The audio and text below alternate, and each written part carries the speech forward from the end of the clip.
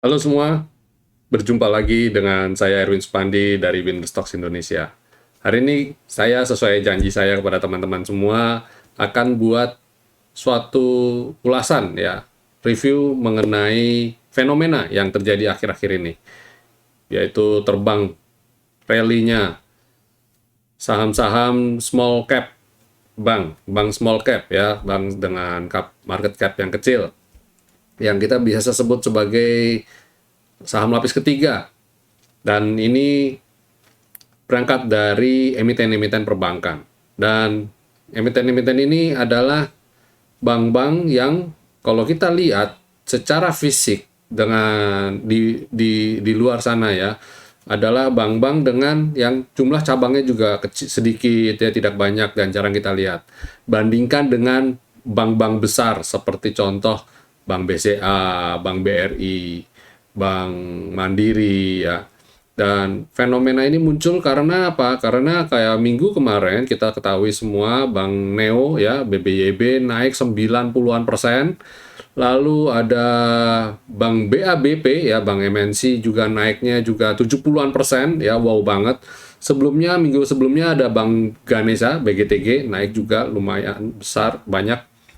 Terus ada diikuti Bank BBHI juga beberapa waktu yang lalu, Bank Harda yang naiknya juga luar biasa. Dan yang mau saya cerita di sini adalah se sehebat itukah ya atau sespektakuler itukah isu digital bank sampai bank-bank kecil ini naik gitu. Nah, saya mau meluruskan satu hal ya, bahwa sebenarnya tidak semua mungkin memang ada beberapa isu yang terkait dengan perpindahan platform atau menambah fitur baru di platform digital yang membuat bank-bank kecil ini jadi tiba-tiba jadi muncul ya, jadi dikenal orang dan tiba-tiba orang beramai-ramai beli. Tapi sebenarnya ada hal-hal yang sudah harusnya kita pikirkan juga. Jadi contohnya begini, apakah apa platform digital apakah saat ini sudah bisa apa dan efektivitasnya seberapa besar gitu ya. Dan kita sebenarnya bisa lihat ya, contoh ada beberapa bank besar yang sudah transform dan saat ini juga sudah melakukan aksi, udah masuk ke ranah digital sudah beberapa waktu lalu. Kita ketahui Genius ya, dari Bank BTPN, terus dari CIMB Niaga, bahkan udah lama sekali ada yang kita sebut sebagai rekening ponsel. Mungkin Bapak Ibu udah tahu, itu sudah lama, sudah mungkin bertahun-tahun yang lalu ya. Dan di 2 tahun belakangan ini bahkan CIMB Niaga sudah ada bikin digital lounge, masuk ke mall-mall ya, bikin bikin seperti kantor cabang tapi didesain sedemikian rupa dengan bentuk seperti kayak digital ya, digital apa seperti kayak konsep baru gitu ya, digital lounge namanya. Dan itu tidak ada hari liburnya, Senin sampai Minggu jalan terus pokoknya ya, aktivitas itu jalan terus dan Bapak Ibu bisa melakukan akses perbankan di situ, itu digital lounge. Dan kemudian CIMB juga dikenal dengan aplikasi mobilenya yang dikenal sebagai Okto ya, Okto. Itu udah lama banget, Okto bahkan udah lama banget, jauh mungkin lebih 5 tahun yang lalu mungkin ada kali. Saya sudah menggunakan itu Okto. Dan terus belakangan muncul dari ada juga UOB.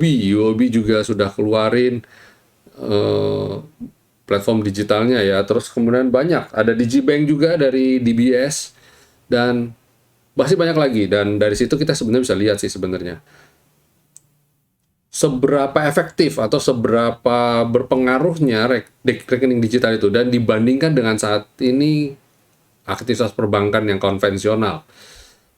Saya sempat melihat beberapa artikel, baca-baca artikel luar negeri juga. Dan di luar negeri juga mereka juga banyak sudah transform juga ya. Kita ketahui di Korea, China, ya Jepang itu negara-negara dengan teknologi, maksudnya dengan masyarakat yang sangat melek teknologi, sangat aware dengan hal-hal seperti dunia digital tersebut. Dan saya juga mempelajari melihat bagaimana sih behavior orang-orang masyarakat saat ini terhadap bank digital. Di Australia juga ya, saya sudah sempat lihat juga. Dan ternyata sampai saat ini pun penetrasinya atau efektivitasnya juga belum terlalu maksimal. Karena banyak orang yang tetap, kalau berbicara mengenai uang, tetap ada prinsip kehati-hatian di sini, ya kan? Dan kalau bicara mengenai cuma rekening beberapa juta saja, mungkin untuk keperluan sehari-hari mungkin oke lah ya, mungkin mungkin bisa orang dengan mudah untuk buka rekening digital. Tapi ketika berbicara mengenai duit yang jauh lebih besar dari itu, orang tetap masih merasa lebih aman untuk datang ke kantor cabang, buka rekening konvensional. Nah, jadi tetap peran dari bank sebagai institusi utama juga dengan memiliki kantor cabang juga tidak bisa terpisahkan. Ini juga menjawab pertanyaan dari beberapa orang yang mengatakan, Pak, apakah masih relevan di hari-hari ini kita investasi di 4 bank besar Indonesia seperti Bank BCA, BRI, Mandiri, Niaga, Bank BNI ya, Bank BNI. Apakah masih relevan, Pak, kita invest di bank-bank tersebut ya? Secara kalau kita lihat jangan-jangan nanti kita ini 4 bank besar ini nanti kesalip lagi sama bank-bank kecil yang saat ini. Nah, saya mau kasih gambaran sedikit bahwa tidak semudah itu untuk kita bilang apa sesuai kayak kan harapan-harapan itu memang pasti ada dengan digital 5 tahun ke depan, 10 tahun ke depan akan ada transformasi besar-besaran, akan ada perubahan gaya hidup, lifestyle dan sebagainya. Ya, saya tidak memungkiri itu. Kita sudah melihat disruptif dari pola hidup behavior kita saat ini dan terhadap karena kondisi COVID-19 kita jadi berubah ya. Cara kita berbelanja berubah, cara kita berinteraksi antar manusia juga berubah. Semua berubah dan tidak menutup kemungkinan sektor keuangan ini juga pasti akan kena imbasnya. Tapi kita juga tahu ada yang namanya kita sebut sebagai new normal. Ketika nanti pada waktu-waktunya kita tetap saat ini beraktivitas di luar ruangan, apakah nggak bisa sama sekali? Tetap bisa, kita dalam protokol kesehatan kita tetap bisa ke cabang, ke bank, dan lain sebagainya. Dan walaupun memang agak menyulitkan ya, agak annoying banget. Mungkin nanti ke depannya pasti memang yes, digital banking akan berevolusi ya, akan berubah, wajah perbankan Indonesia akan berubah. Tapi saya yakin tanpa didukung institusi atau fundamental suatu bank yang kuat juga tidak mudah. Kita juga lihat bank-bank toh yang platform digital saat ini juga tidak terlalu efektif banget. Mungkin nanti akan terjadi kembali pergeseran ketika platform digital perbankan tadi digabungkan dengan ekosistem yang lain. Contoh saat ini adalah marketplace ya, tempat berbelanja. Atau mungkin bisa banyak hal lain yang ketika digabungkan baru di situ terlihat efektivitasnya bagaimana suatu institusi keuangan bisa merubah. Mungkin saat ini kita kan yang melekat di kita institusi keuangan itu hanya sebagai tempat kita simpan, pinjam, lalu pokoknya segala sesuatu yang berhubungan dengan keuangan lah ya. Dan mungkin nanti akan berubah, pola-pola tersebut akan berubah dan kita harus melihat bahwa untuk menuju ke perubahan itu tidak mudah. Itu sebabnya bank seperti sekelas BCA pun dia tidak gegabah untuk meluncurkan, untuk langsung menggenjot campaign digital bankingnya ya, Blue Digital. Saya yakin ketika sama-sama berdiri, perusahaan sama-sama memberikan fitur digital antara BCA dengan bank-bank lain, mungkin nanti yang akan muncul bank digital lain. Anggap kita BCA udah masif penggunaannya. Saya yakin orang dihadapkan dengan pilihan tersebut, orang tetap akan memilih bank dengan platform digital dengan background yang kuat ya, seperti BCA dengan backbone yang kuat. Jadi euforia bank-bank kecil yang saat ini sedang sedang terbang gitu, saya yakin tidak lepas dari rencana pemerintah yang pada tahun 2022 mewajibkan untuk bank-bank kecil dengan ya skala kecil yang saat ini modal sekitar 1 triliun sampai 1,5 triliun untuk meningkatkan modalnya menjadi 3 triliun. Nah, saya rasa mungkin isu tersebut yang harus lebih kita perhatikan, kita cermati dengan detail. Bank-bank tersebut, bank-bank kecil tersebut saat ini sibuk meningkatkan valuasi atau harga saham mereka supaya menarik ya, supaya valuasinya sesuai dengan perhitungan. Mereka akan melakukan penambahan modal ya, merilis saham baru ya. Ini yang bisa kita sebut sebagai right issue. Ada banyak cara, banyak strategi dari perbankan, dari bank-bank kecil ini untuk menaikkan modal mereka ya, bisa dengan obligasi dan sebagainya. Dan ini sekarang sudah masuk ke menjelang ya, ini sudah masuk kuartal ketiga kan, kuartal kita lagi menjalani dan ini lagi awal kuartal ketiga di 2021. Jadi waktunya sudah semakin pendek ketika nanti di 2022 OJK ketok palu. Jadi pilihannya sih ada dua, antara bank-bank kecil ini melakukan merger, dibeli atau diakuisisi, atau mereka saat ini proaktif untuk mencoba untuk menambah modal ya. Dan ada beberapa kayak yang kemarin seperti Akulaku ya, yang berhasil mengakuisisi Neobank, dan itu saya rasa salah satu langkah strategi. Jadi ada investor lain yang masuk dengan jumlah besar dan menguasai kepemilikan saham dengan porsi yang lebih besar. Nah, tidak menutup kemungkinan juga ketika bank-bank kecil ini right issue nanti ada hal-hal yang seperti itu yang akan terjadi. Tapi kita harus cermati juga, jangan langsung pokoknya ikut euforia hanya mentang-mentang dunia digital, pokoknya hanya ada kata-kata embel-embel di berita sedang meracik atau sedang membuat platform digital langsung serta-merta diserbu. Kita tetap harus memperhitungkan banyak aspek ya. Dan kalau saya khususnya di Winner Stocks, kita fokus hanya kepada chart saja. Coba saya tanyakan ke beberapa yang nonton channel ini. Ada berapa banyak sih di antara kita yang punya awareness ya, cukup punya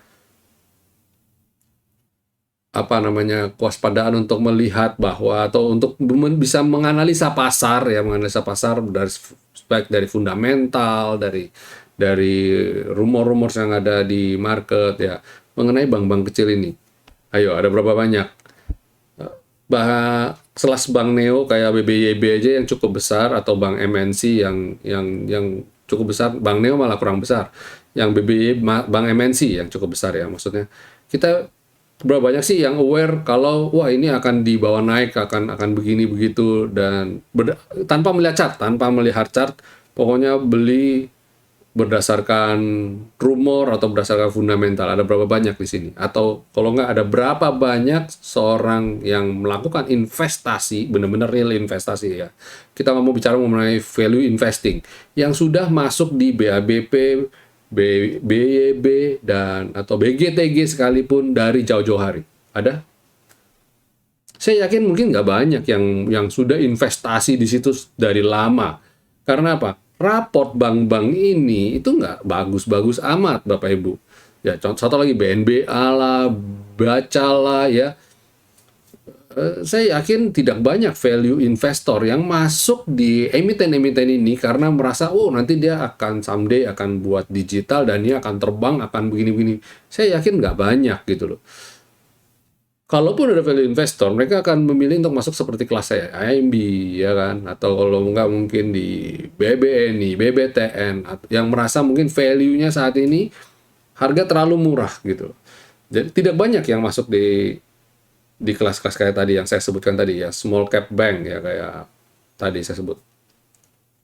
Kita masuk ke small cap bank lebih karena ada corporate action, contoh kayak BABP yang kemarin dibeli dari ada juga yang masuk investor asing yang ke dalamnya, terus BBYB dari Akulaku, dan di belakangnya ada Ant Financial dari China ya, yang kemarin mau IPO di Amerika Serikat nggak jadi.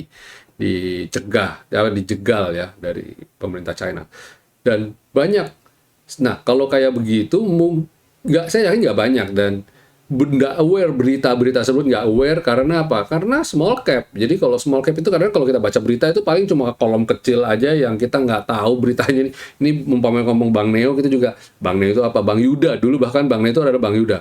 Ini siapa sih ini? Kita nggak tahu, kita nggak kenal gitu kan. Dan tahu-tahu bam, kemarin bam terbang. Ketika terbang kita juga bingung kenapa dia terbang, dan sekarang mau masuk juga bingung gitu kan. Nah, kalau kita di Stock lebih ke memperhatikan dari teknikalnya, kita melihat teknikalnya, bagaimana sih pergerakan seperti apa yang akan muncul. Banyak hal yang kita perhatikan ya. Dan kalau berbicara mengenai teknikal, kita juga memadu-badankan dengan teknik kuantitatif, di mana dengan kuantitatif kita screening saham-saham mana yang besok akan terbang, dan bam, potensi kita momentumnya tepat, kita masuk di waktu yang tepat. Kemarin saya dapat BBYB profit 76% sekian di sekuritas yang pertama, terus yang sekuritas kedua saya 60-an% sekian. Berarti apa? Kita nggak kehilangan momentum dari BBB. Terus belum lagi di BBABP. BBB kita BBP bahkan sudah dari kapan tahu udah ngomongin BBP. Itu saya per minggu ini saya masih membukukan profit masih di atas 50-an% dari BABP. Dan BABP performance-nya minggu ini kemarin 70-an% naiknya. Intinya adalah dengan technical analysis kita tidak perlu memusingkan kapan harus buy untuk value investing dan sebagainya, atau kita sibuk cari berita. Kita hanya melihat chart, lihat momentum, kita langsung buy. Tentu saja akan lebih bagus kalau Bapak Ibu juga punya kemampuan untuk menganalisa seperti itu ya. Jadi saling melengkapi. Jadi technical analisa dengan fundamental, dan dengan mungkin kemampuan kita menganalisa, atau kita bisa menganalisa untuk lihat prospek ke depannya dari bank ini, dan kita bisa cukup jeli, telinga kita cukup peka untuk mendengar rumor yang ada di market, atau kita cukup peka untuk melihat berita dan cukup teliti untuk baca berita. Berita itu nggak melulu media massa ya, yang paling valid sebenarnya adalah prospektus, yang mana dari bank tersebut memberikan istilahnya dia memaparkan rencana kerjanya mereka. Kayak kemarin tuh BBP MNC Bank juga menjelaskan, dia memberikan paparan terhadap apa yang akan mereka lakukan ke depannya. Dan contoh lagi BBYB yang kemarin, lagi-lagi BBYB ya kan, karena ini lagi hit banget. Itu saya sempat baca PDF-nya akan melakukan right issue yang kelima ya. Jadi di bulan September, dan jadi sebenarnya lebih bagus kalau kita punya itu. Dan tapi sayangnya adalah nggak banyak di antara kita yang bisa mengakses mendapatkan hal-hal tersebut ya kan. Kayak contoh, karena saya terafiliasi dengan, yang ini Bapak lihat sendiri ada Henan Putirai ya, saya terafiliasi dengan Henan Putirai Sekuritas. Kita dari sekuritas mendapatkan dan kita langsung memberikan ke nasabah-nasabah kita ya, ke klien kita, segala informasi yang berhubungan dengan emiten kita berikan. Tapi tidak banyak di antara Bapak Ibu mungkin yang dapat ini dari salesnya, atau mendapat ini dari sekuritasnya. Malah kadang-kadang harus proaktif dan sebagainya. Nah kan tidak banyak kan. Nah itu sebabnya, salah satunya kenapa saya pasang logo Henan Putirai Sekuritas, dan kenapa saya mengajak Bapak Ibu kalau tidak ada salahnya untuk punya rekening double, untuk bisa bergabung, untuk bisa join di sekuritas yang memberikan nasabahnya informasi yang aktual. Itu part of service juga ya, dan itu juga salah satu cara untuk kita menganalisa. Dan kembali lagi, karena kalau tidak ada itu, dan saya yakin juga lebih baik, lebih nyaman dari kita untuk Bapak Ibu punya kemampuan untuk menganalisa secara teknikal. Coba saya kasih gambaran sedikit.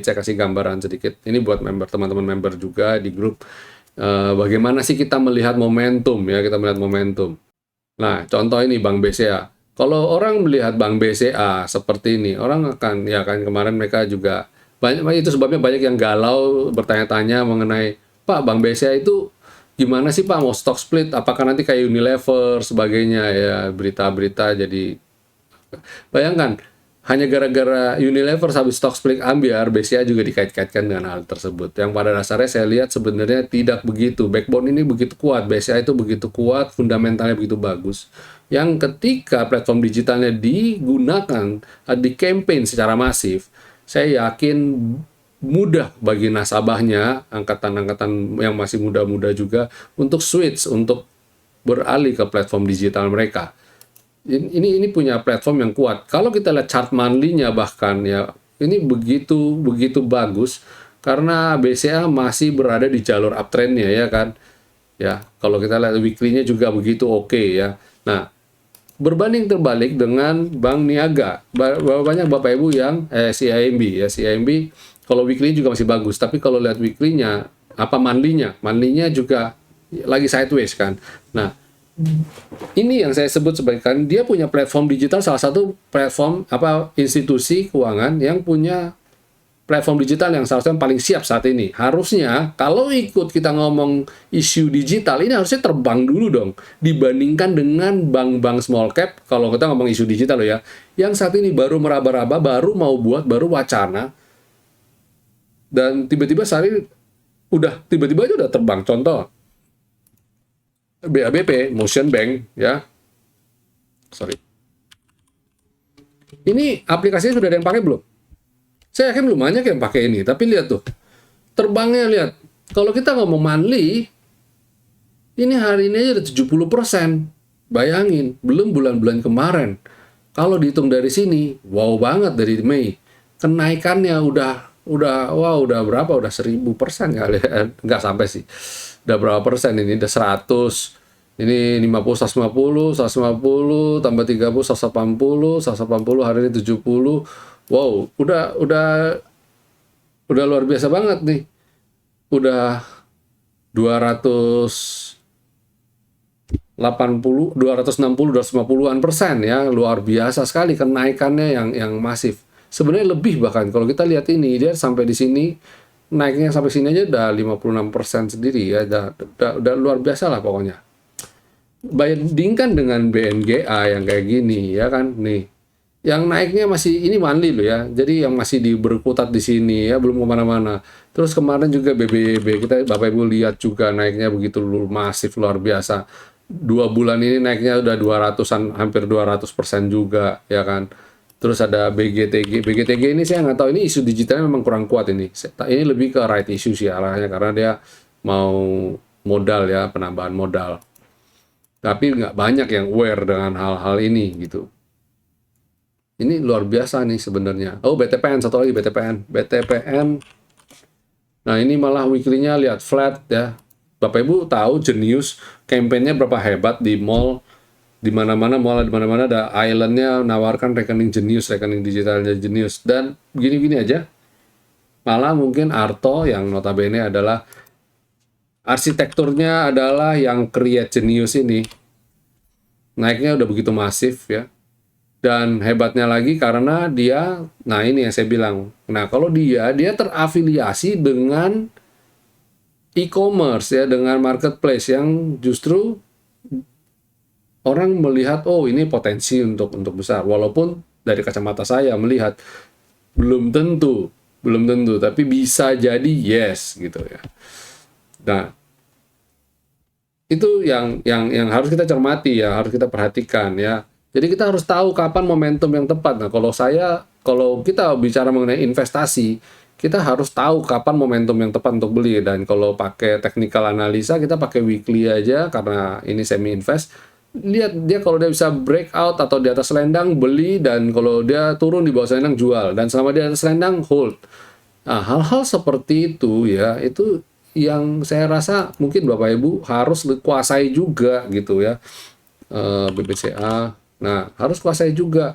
Contoh, di bawah selendang jual, di atas selendang beli. Nah, ya kayak gini kan lebih walaupun kelas BCA jauh kita tenang gitu ya. Umpamanya trading di sini pun tenang gitu. Di bawah selendang jual, di atas selendang beli. Gampang, di bawah selendang jual, di atas selendang beli. Udah enak. Trading tuh jadi enak banget. Kayak BBRI ini juga akan meluncurkan dari Agro ya. Agro akan jadi platform digitalnya BRI Brimo ya. Iklannya jadi mana-mana. Tapi apakah penggunanya sudah semasif yang di kita pikiran? Belum tentu. Orang lihat iklan Brimo ya lihat-lihat aja. Apakah digunakan? Apakah mau langsung buka rekening? Belum tentu, ya kan? Padahal chartnya agro, nah, agro lihat lihat mandinya deh, lihat mandinya, wow banget lihat mandinya. Terus belinya pas kapan? Gampang lihat itu. Begitu dia breakout selendang monthly, buy aja, hold, dan terbang kok.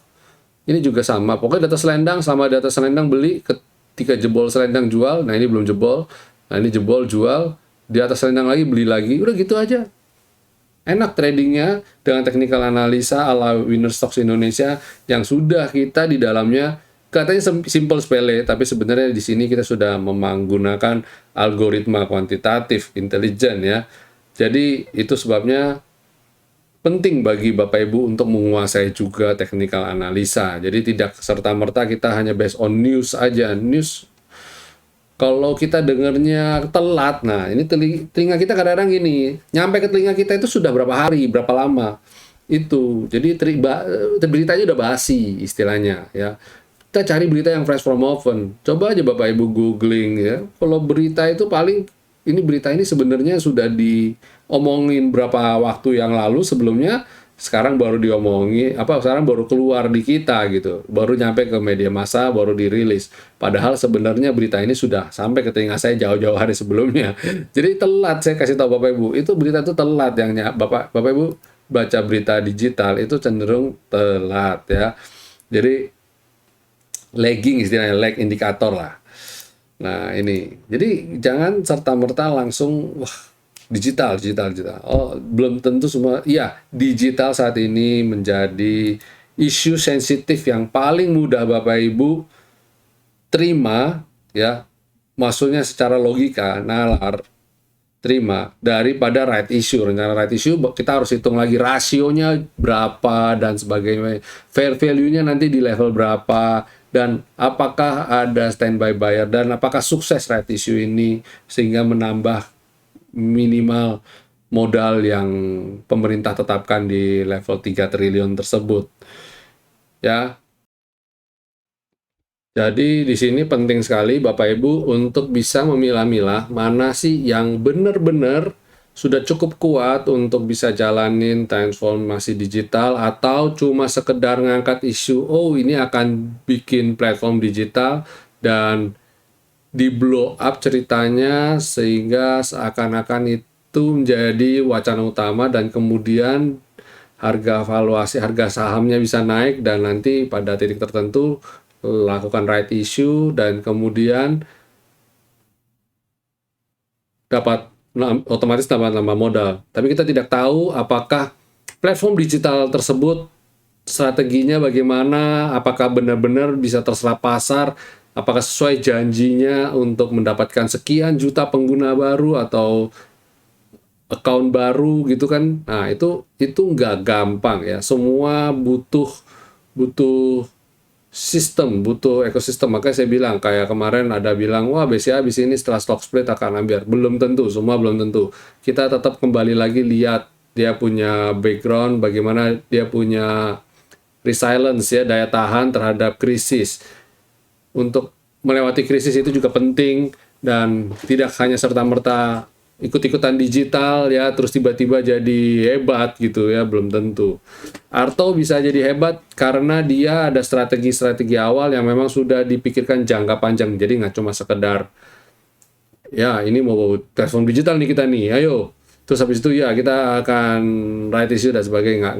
Nggak semudah itu ya, nggak semudah itu. Dan kalau kita melihat kacamata, lihat ada beberapa yang pergerakannya naik signifikan minggu kemarin kayak BBYB, BABP, itu kan memang BABP juga didukung grup MNC yang super kuat juga, yang cukup kuat, maksud saya bukan super kuat tapi cukup kuat, dan memang mungkin kelihatannya dia bisa masuk ke ekosistem digital mungkin dengan lebih mudah dibandingkan bank-bank lain. Terus kemudian BBYB juga karena sudah diakuisisi oleh Akulaku yang mana merupakan juga basisnya fintech ya, basisnya jadi financial technology. Jadi ada pinjaman di situ, ada tabungan di situ, banyak ya. Jadi kita harus lihat, harus ada riset juga, jangan serta-merta dengar langsung HK, langsung hajar beli. Jadi harus ada riset, Bapak Ibu harus teliti juga, lihat-lihat juga, pasang telinga, pasang mata, Kalau alangkah baiknya jika Bapak Ibu juga bisa melakukan technical analisa seperti yang sudah kami lakukan. Jadi saya encourage Bapak Ibu bagi yang belum bisa dan mau belajar, sekarang waktu yang tepat untuk bergabung ya. Dengan Winner Stocks kita bisa belajar sama-sama, kita bisa melihat momentum yang tepat sama-sama. Kayak minggu kemarin kita bareng-bareng dapat profit dari sektor ini ya, dari BBYB, BABP, BGTG, apalagi agro. Wah, puas lah, kenyang, kita udah happy semua. Dan momentumnya pas, saya lihat momentumnya tepat sekali, kita masuk nggak ketinggalan. Contoh saya bisa dapat profit sekitar 70-an%, itu setelah average up. Jadi kenapa nggak 90-an%, Pak? Oh, kita average up. Jadi itu sebabnya average profit saya tidak maksimum sampai 90. Kita bukan one shoot, one kill, bukan.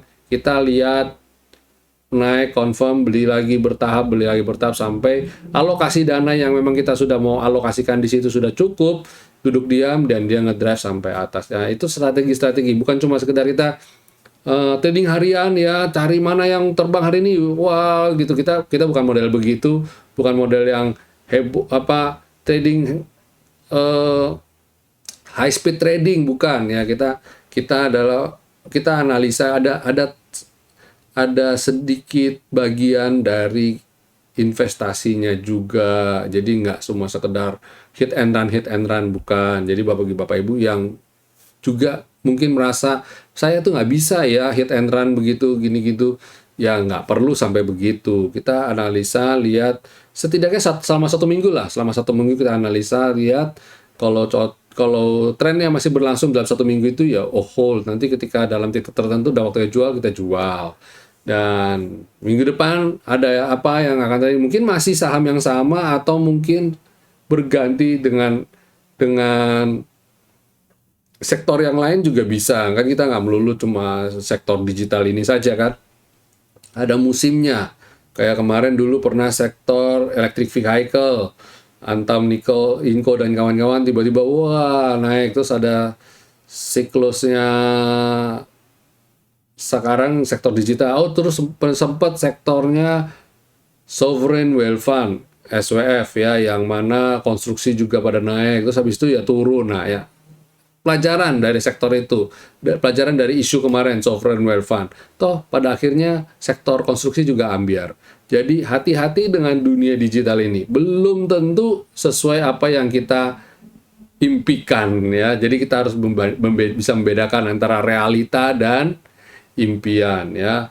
Bicara mengenai naikin harga saham, tentu saja ada ekspektasi, ada mimpi, ada kita harapan-harapan yang melihat wah future akan seperti ini.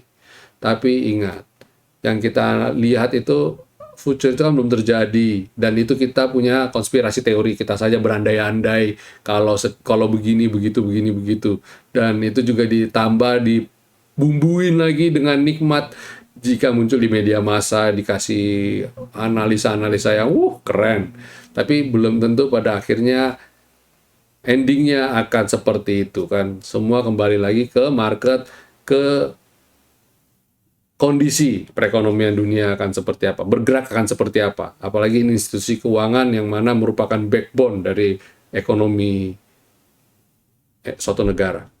Dan ya, itu video yang bisa saya bagikan di akhir minggu ini ya. Ini ikutin kampanye 88 ya, program 88. Saya berikan edisi khusus buat teman-teman subscriber Winner Stocks Indonesia dan juga member kita VIP. Oke, ya itu dulu. Terima kasih sudah menyaksikan video kami. Selamat menikmati akhir pekan Bapak Ibu, dan saya berharap video apa yang kita bagikan sudah bisa berguna bagi Bapak Ibu semua. Saya ajak Bapak Ibu selalu kita dukung pemerintah untuk mencegah penyebaran COVID-19 lebih lagi, di rumah lebih baik, dan stay safe semua, stay healthy, and God bless you all.